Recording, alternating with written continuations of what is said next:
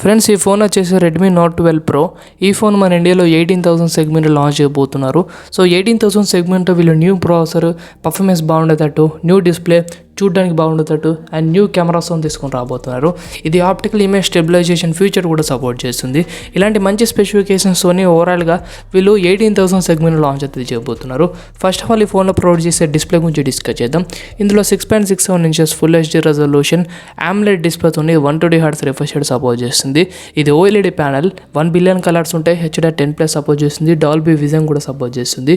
ఈ ఫోన్లో 1200 units max brightness ఉంటుంది and Corning Gorilla Glass 5 protection అయితే ఉంటుంది. డిస్ప్లే మాత్రం అదిరిపోతుంది. ప్రాసెసర్ వచ్చేసి MediaTek Dimensity 1080 ప్రాసెసర్ యూజ్ చేస్తారు. ఇది ఒక మిడ్ రేంజ్ ప్రాసెసర్. పర్ఫార్మెన్స్ మనకు స్నాప్డ్రాగన్ 778G అంత ఎక్స్పెక్ట్ చేయొచ్చు. చాలా మంచి పర్ఫార్మెన్స్ అయితే చేస్తుంది. బేసిక్గా 8GB RAM ఉంటుంది, 8128 LPDDR4X RAM and UFS 2.2 storage support చేస్తుంది. నెక్స్ట్ కెమెరాస్ నుంచి డిస్కస్ చేయాలి. ప్రైమరీ 50 MP ఉంటుంది.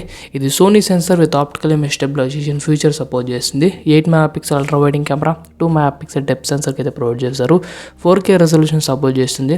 సెల్ఫీ 16 MP ఉంటుంది అండ్ 5000 mAh బ్యాటరీతో ఈ ఫోన్ 67 వాట్స్ ఫాస్టింగ్ సపోర్ట్ చేస్తుంది. చాలా ఫాస్ట్గా ఒక 50 మినిట్స్లో మీ ఫోన్ 100% ఫుల్ అవుతుంది. ఈ ఫాస్ట్ ఛార్జర్తో మీరు 100% ఛార్జ్ చేస్తే అండ్ USB Type-C పోర్ట్తో వస్తుంది.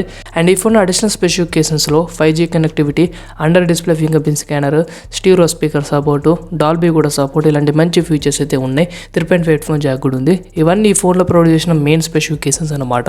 18,000 సెగ్మెంట్లో ఇలాంటి స్పెసిఫికేషన్స్ ఈ ఫోన్ రాబోతుంది. ఈ ఫోన్ గురించి మీరేమనుకుంటున్నారో కామెంట్ సెక్షన్ షేర్ చేసుకోండి.